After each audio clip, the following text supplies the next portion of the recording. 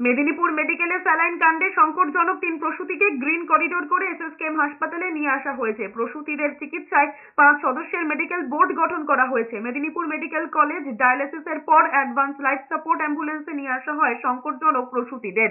এর আগে মেদিনীপুর মেডিকেলে সাময়িক উত্তেজনার পরিস্থিতি তৈরি হয়। পরিবারের অভিযোগ, তাদের না জানিয়ে কলকাতা নিয়ে যাওয়া হচ্ছে রোগীদের, যদিও পরে পরিস্থিতি স্বাভাবিক হয়। রিঙ্গাল ল্যাকটেট স্যালাইন ব্যবহারে প্রসূতিরা অসুস্থ হয়ে পড়েছেন বলে প্রাথমিক তদন্তে অনুমান স্বাস্থ্য দপ্তরের 13 সদস্যের কমিটির। শনিবার মেদিনীপুর মেডিকেল কলেজে পরিস্থিতি খতিয়ে দেখার পর এসএসকেএম এ বৈঠকে বসেছিলেন তারা। সেখানে ঠিক হয়েছে মেদিনীপুর মেডিকেলে অসুস্থ 4 প্রসূতির মধ্যে গুরুতর 3 জন প্রসূতিকে গ্রিন করিডোর করে লাইফ সাপোর্ট দিয়ে এসএসকেএম এ নিয়ে আসা হবে। স্যালাইন রহস্য ভেদে প্রসূতিদের থেকে নমুনা নিয়ে বায়োপসি করা হচ্ছে। খতিয়ে দেখা হচ্ছে প্রসবের পর দেওয়া অক্সিটোসিন ইনজেকশন এবং রিঙ্গাল ল্যাকটেট স্যালাইনের মধ্যে কোনো যোগসূত্র রয়েছে কিনা। স্যালাইনগুলি দীর্ঘদিন থাকার ফলে কোনো রাসায়নিক বিক্রিয়া হয়েছিল কিনা তাও দেখা হচ্ছে।